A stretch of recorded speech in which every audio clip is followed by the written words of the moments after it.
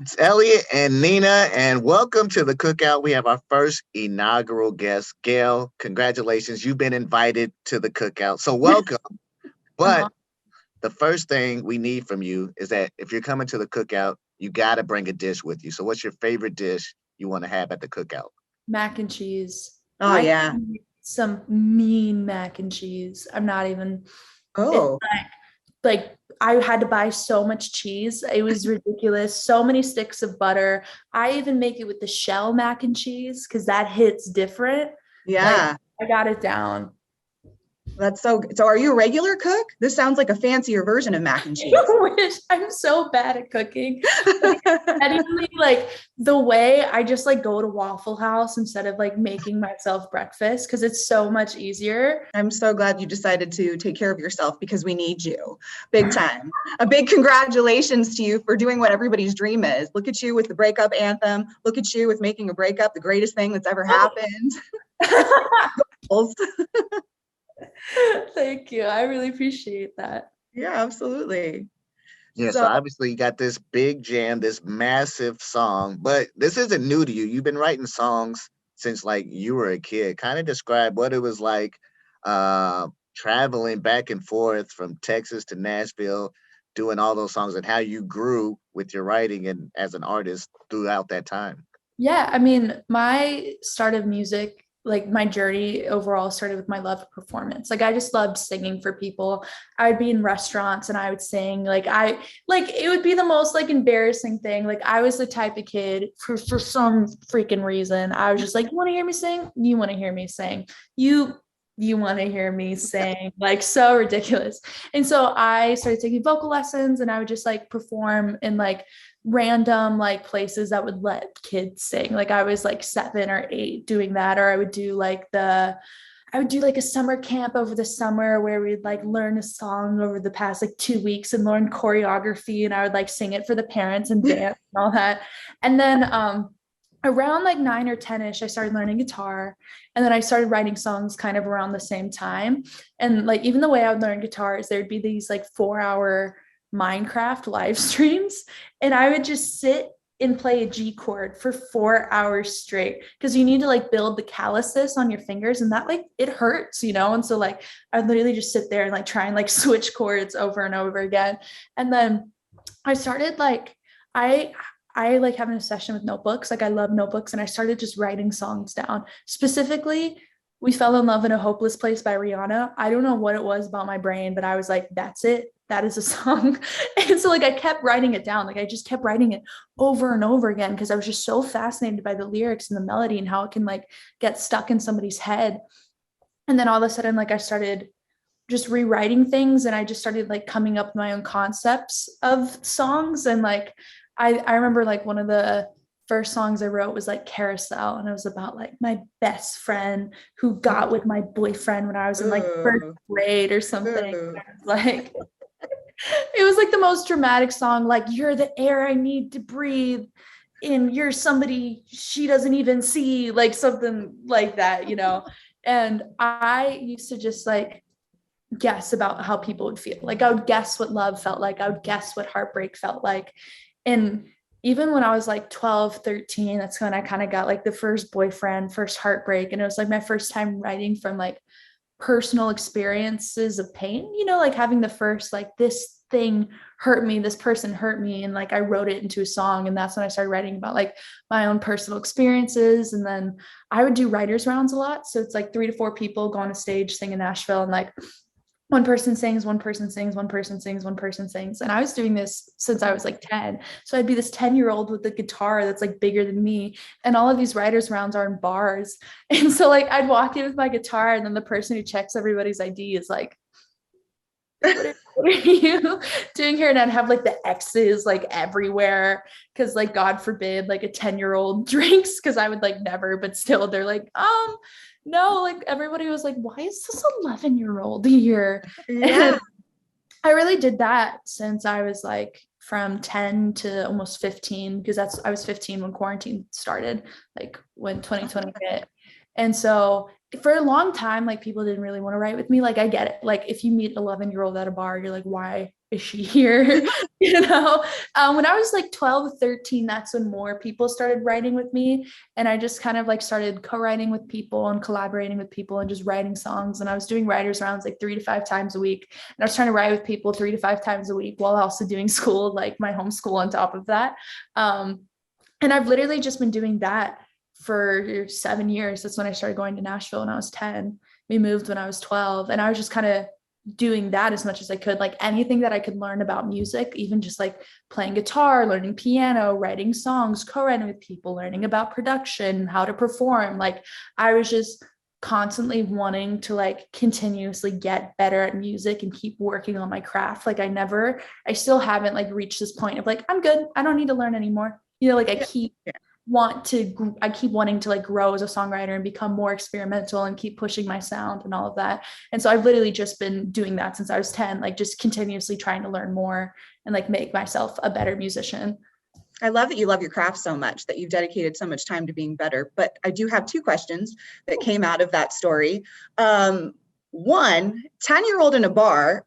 Are there any moments or anything that you saw at 10 years old in a bar that you still remember today? Because you're still not legal to be in a bar. No, it's not. It's so funny. I have like a lot of time. There's some like there's one time I was performing on stage and this dude who was like so drunk, and it was like probably like 2 p.m. or something, like not a time, you know, and I was like on this pop bar and there's a little gate you have to like do when you're singing, and like this guy was like pulling on the gate trying to get in. Or there's one time a friend of mine was in a round and a girl took a chair and put it right in front of the stage and like took water, and she was wearing like a white t-shirt and like poured water on herself and was like giving them like a strip tease on stage. And these like very professional, they just kept singing. Like they did not stop at all, did not acknowledge the girl. Cause like if you acknowledge them, you give them like attention, and you just like can't. Cause like you kind of like when you're at a bar and the later it gets, the more people like are drinking, and like they could just like do things like that where they're like, I'm gonna start taking off my clothes in front of you and see what happens. Literally, she like got a $1 bill and was just like doing it. Like it was so funny to see. Or there was one time I was on stage and I was singing, and I had like an hour set, and I was singing in this barbecue restaurant, just like minding my own business. I think I was singing My Church. And there was like barn doors behind me, and the barn doors were open. And this was like in kind of like the Broadway-ish area. And so people are just like walking behind the doors, and they're like, obviously like a little drunk. Like, I really don't care. Like, I'm jealous, like have a good time. I can't even do that for years, you know? And literally I was singing, and somebody behind the barn doors thought it'd be funny to go behind me and shake me and like yell. And so like they literally just go like boo and like shake me, and I freaking scream on the top of my lungs. Like I was so terrified. Like that was so scary, because all of a sudden like I'm singing, and then and I literally screamed. And I was also so embarrassed because I screamed so loud, like so, and there's a microphone there. Like it's, and everybody was just like eating barbecue, and they just like look at me, and I'm like, sorry. I mean, there's so many adult-like things that you're seeing at some of these performances. That brings me to my other question. You start out so young, you need to have the support of your parents. How are they feeling about you singing in bars and you being the person that everybody's looking to with this breakup anthem? Like, how's their journey with you been? Like, are they like, yay? For me, it's just one single parent. And she's amazing. It's my mother, and she's always been so supportive of me. Like she was the one driving me to Nashville when I was 10, and it's a 10-hour drive, you know, that is not an easy thing to do. And I would do school in the car, like I'd have my little notebook, like the books, and it was always like, it was always us against the world for a really long time. And, you know, people thought she was crazy taking her 10-year-old to Nashville, like taking her 11-year-old, taking her moving there at 12, you know, like that was not necessarily, the family members weren't always like the most supportive of that. Like the cousins were like, yeah, you know, like, and so like, but she didn't care about the judgments, and she didn't even care if I woke up one day and decided not to do music. Like she was always so supportive. It was never her dream for her child to be doing music. It was just something that I was so passionate about, and I kept continuously proving that I wanted to do it. And so every time, like she was like, you do the work and I'll meet you there.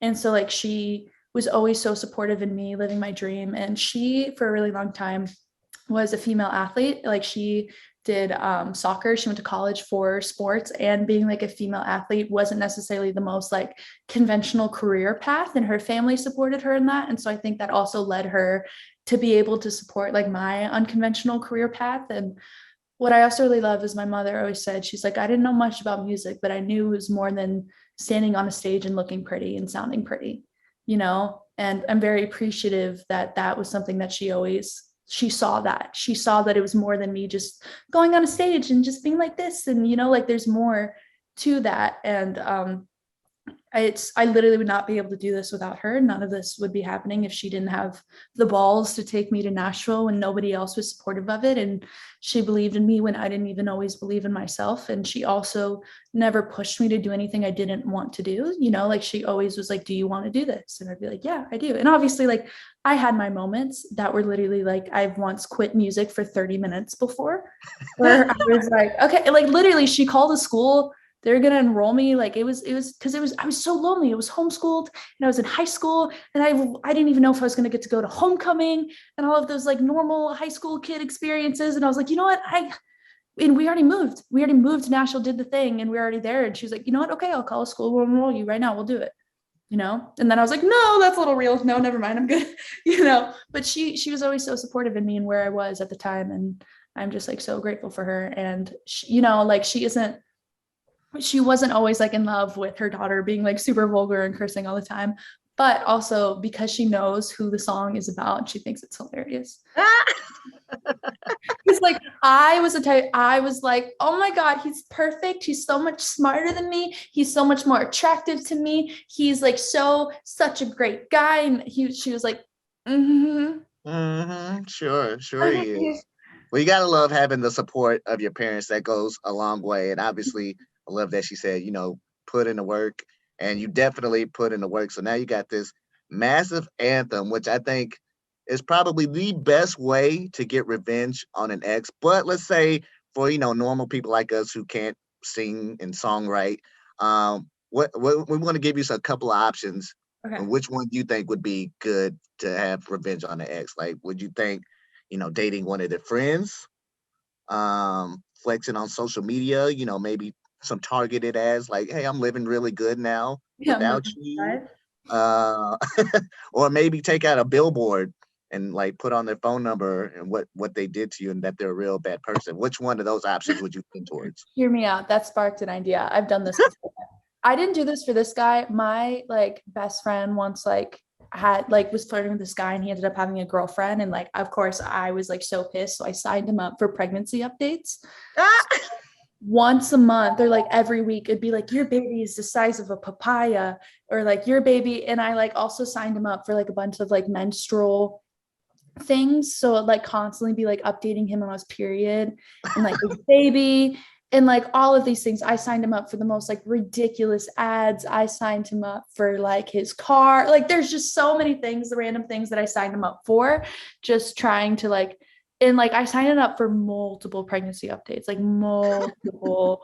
There like I just so many things that I just like kept, even like Planned Parenthood, just for him to be like texting him consistently about being like, hey, here's an appointment that you could make. Like I was just like anything that I could do that was like consistent to be an inconvenience and annoy him, I did.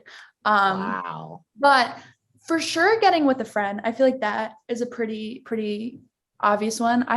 I've yet to do that. But then I'm trying to think. Billboard for sure. I feel like that would be really funny, but I think just signing his phone number up for the most like random things that you could think of, even just like memberships things, like text him once a month, like, and just make it just enough of an inconvenience where he like thinks he stopped one, and then I sign him up for something else, and I'm like, haha. Yeah. That's amazing. She chose all of the above and then some. Yeah, of course. I mean, that's perfect.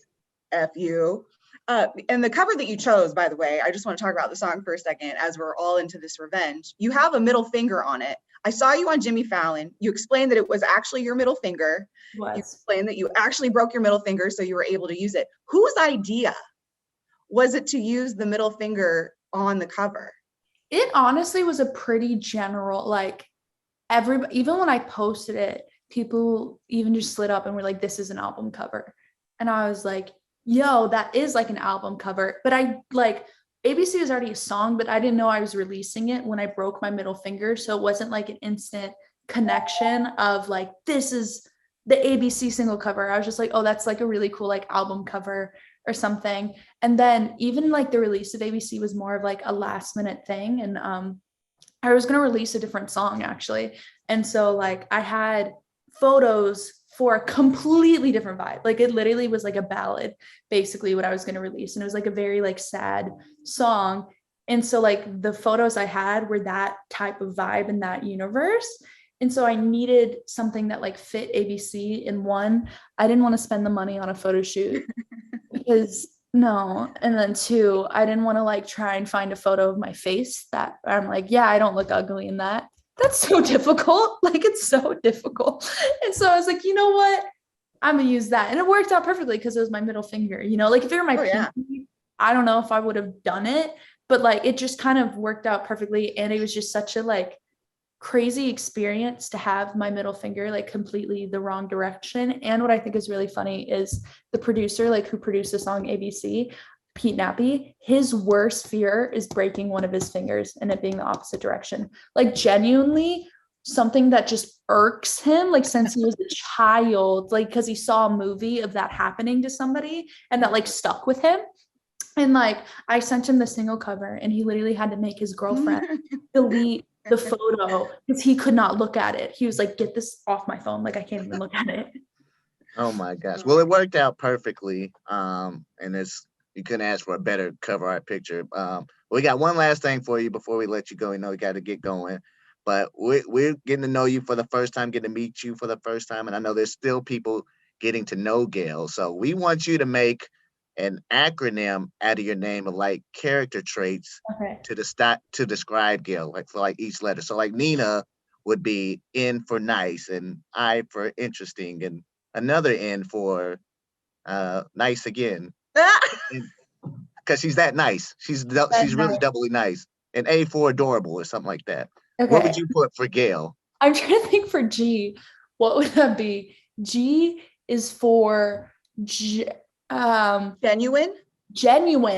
Okay, I like that. Right. A, this is hard because this means I have to compliment myself, and that's difficult. This is a great exercise then, because self-love is so important right now. It is. Mm-hmm. It is. A is, we're gonna say awesome. We're gonna go for it. Okay. Love it. Why? Yes. YOLO, because you only live life once. Okay. For sure. L is for loud. E is for eccentric. Yeah, that's is that an E? Yeah, that's an E. Do I really know what that word means? I think I know what that word means, but you know. I love it. We got it. That's great. Thank you. So good. GAYLE, you're adorable, and we wish you nothing but the best. I know you have another new song coming out for us to look forward to this month. Yes, Wednesday, actually. Oh, okay. Wednesday. Are we going to want to dedicate it to our exes too? Oh, of course. It's not the same ex, and we technically didn't even date. But the only thing I will say is that there's a difference between friends with benefits and sleeping with a friend. And I slept with a friend. So that's a whole nother conversation that I wish it's a whole story. You're gonna have to come back. I would love to. Anytime. Well, thanks so much, GAYLE, for stopping by. You're invited to the cookout anytime. We're gonna make that mac and cheese. Send the recipe so we can add it to our cookbook. Okay. All right. Thank you. Thanks, GAYLE. Thanks, GAYLE. Bye. Bye.